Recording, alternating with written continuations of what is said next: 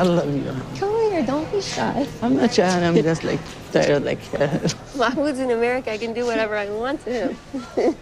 Oh, you think so, do you, Nicole? You think that just because Mahmoud's now in America, everything's suddenly gonna be different, do you? Sorry, hate to break it to you, but that sounds very much like wishful thinking. What's this, honey? That's for like when I do listings for the clothes. And So, why not have clothes now? because it doesn't matter, she's a plastic doll. Yeah, if the guy can't even see a mannequin without wanting to control what it wears, you, Nicole, as his wife, stand no chance. But before we get to that, let's rewind back to the very awkward beginning. So we join Nicole and Mahmoud in this episode as Nicole nervously waits for her husband to arrive in the States. She can't wait to see him, and when they do finally reunite, she can't contain herself. All she wants to do is hug and kiss him. She desperately wants him to understand that things are different here. They can kiss in public. Oh, baby. Kiss me, you mother.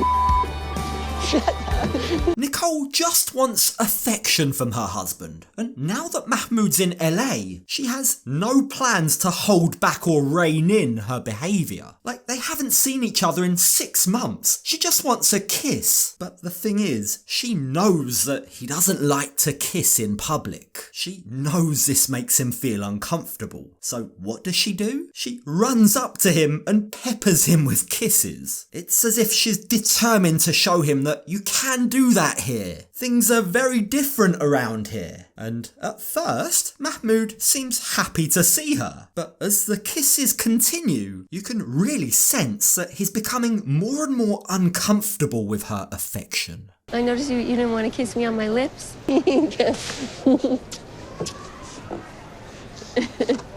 Does that make you uncomfortable? Yeah.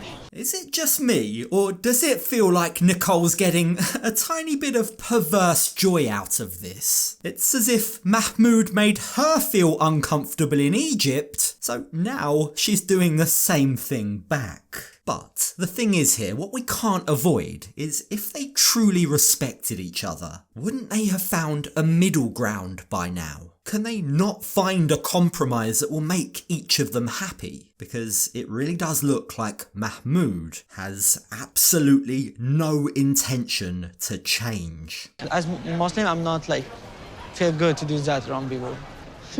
What's this? What? Close your stomach.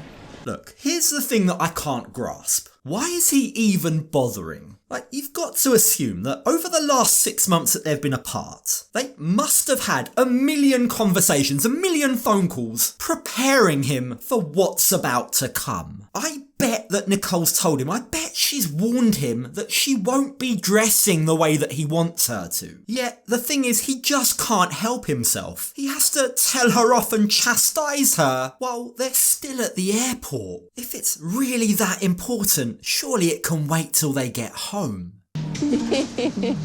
Just don't even ruin a nice So moment. don't start and say don't running after that. When Nicole tells him not to ruin the moment, you can literally see a physical change in Mahmoud. His whole demeanour shifts. But what's really off-putting is the way that Nicole's just laughing about these very obvious red flags. It's as if she's desperately trying to cover up Mahmoud's dark mood, even though it's plainly obvious for everyone to see. And as the pair head to the car, it's Nicole who's determined to assert control. She's the one who's going to take charge this time. Oh, we gotta find a crosswalk. Mahmoud, no, come on, you have to go on the crosswalk here. We can cross right here. This line across the street, Yeah. that's where you cross, okay? Let's just say that Mahmoud is going to have a lot to learn in America, and navigating crosswalks is just the very tip of the iceberg. I think what he's really going to struggle with is allowing Nicole to take the reins in the relationship. He's very used to life in Egypt. He's used to a culture where he's deemed to be a leader just because he's a man. But that's not gonna cut it in America. I mean, you can't lead if you don't know. Honey, you gotta shut it hard. Let me show you, okay? It's not like the Egypt cars. Oh, okay. I really want to make sure that he's safe. And I just want him to know the rules. Am I missing something here? It's not like cars in Egypt. How are they different? Like, do Egyptian cars not have trunks or something? Nicole, I'm pretty sure he could have figured that one out by himself. But it just goes to show that Nicole is eager to tell him what to do this time. She's the one that's leading, and he has to follow whether he likes it or not. And it's not just her rules, she points out. These are the rules of the land. Everyone has to follow them, Mahmoud. Mahmoud, are you wearing your seatbelt? No. You have to wear your seatbelt here. You can get in trouble with the police. Okay, I don't want any trouble.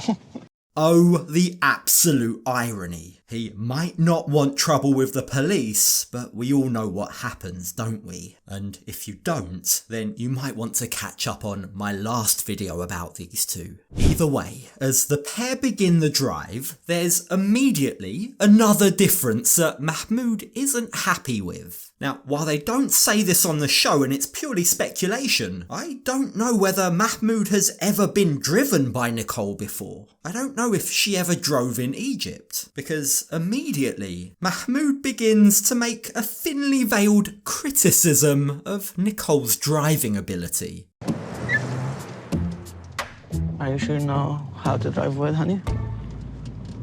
So Mahmoud isn't happy that Nicole showed affection. He's not happy with what she's wearing. He's not happy with how she's driving. And now, as he stares out of the car window, it becomes very clear that he's not very happy with what he's seeing. He says that the streets in LA are very quiet. He can't see many people around. Yeah, he's been in the country for 5 minutes and already he's casting judgment on LA. He doesn't like it. It just doesn't compare to his beloved Cairo, he says. I miss like everything about Cairo already, and Cairo, every single moment you have a bunch of people around you. Even if it's 5 a.m. you find people at the street. Yeah, sorry to burst your bubble, Mahmoud, but that's because you're a man. Maybe just ask Nicole if her experience of Cairo was the same as yours. I think she found it to be the loneliest experience of her life. She was barely allowed out of the house, let alone wandering the streets meeting people at 5 a.m. But has that occurred to him? No, of course not. Now, as they get closer and closer to Nicole's home, the stark difference in their energy levels and their excitement becomes very apparent.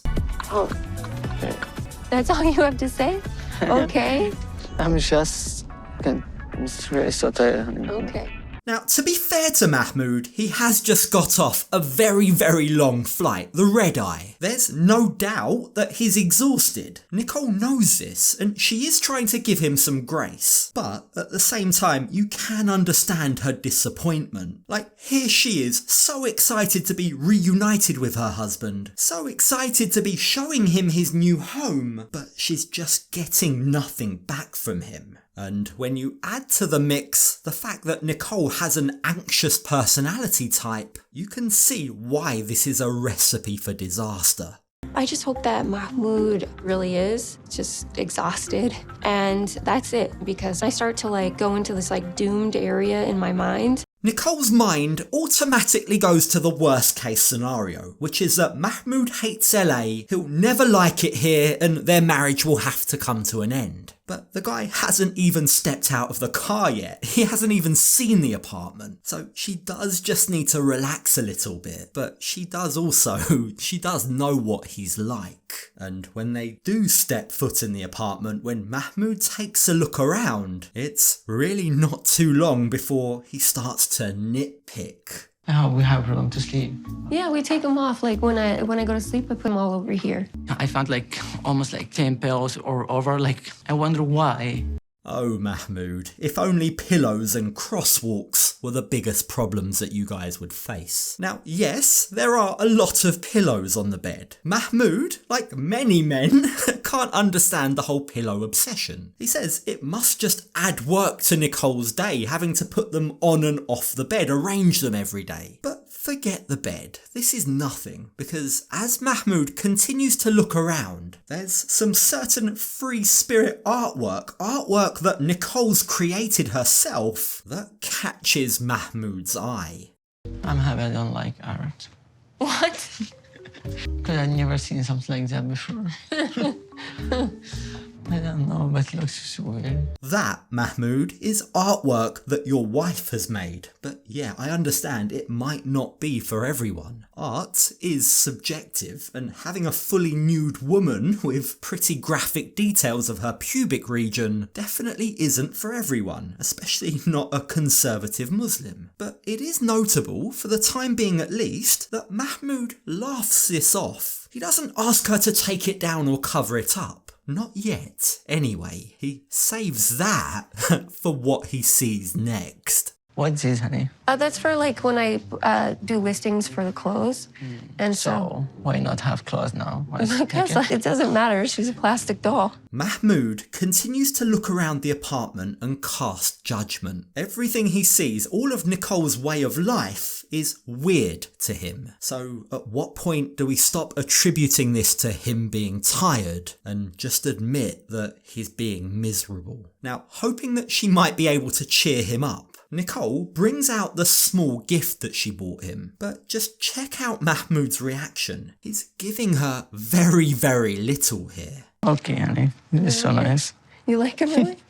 I think so. I wanted to get you something so you would go to bed with, some pajamas. Thank you. He smiles at first, yeah, but then when Nicole explains that she's got him pyjamas to wear in bed, he almost looks furious with her. Like, what's Mahmoud's problem here? He then proceeds to call this gift weird, just like he's been calling everything else weird in the house. Yeah, if his negative attitude is already grating on me, then I can't even imagine how annoying it must be for Nicole. It's a little weird. She gets short for me because then Egypt can sleep with my clothes, but it's nice of her, of course. I'm so excited. After this long time, I pee with my wife. The words may have come out of his mouth, but he doesn't exactly look excited, does he? It's pretty ironic that the man who sleeps in his day clothes in jeans and sweaters is calling Nicole weird. No, Mahmoud, she's not the weird one here.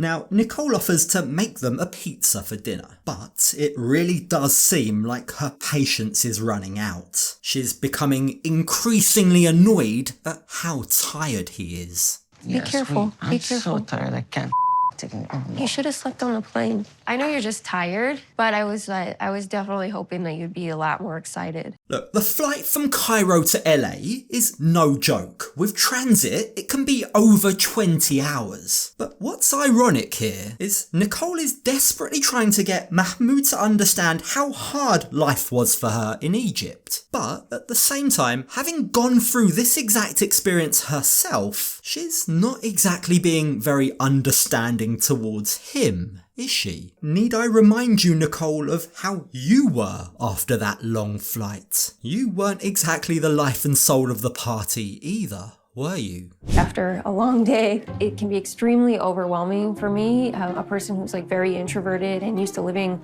alone and in a quiet environment, to have really loud all of the time. Mahmoud was never going to be the type to scream and run around the apartment. He was never going to gush over how cool it all was. But it's safe to say Nicole did expect more from him. She warned him. She told him to get some sleep on the plane. Again, she was the one trying to lay down the law, trying to tell him for his own benefit what he should do. But Mahmoud doesn't seem to like following her lead. You know what? It irritates me that you didn't sleep on the plane, actually. It really does. But, really irritates me.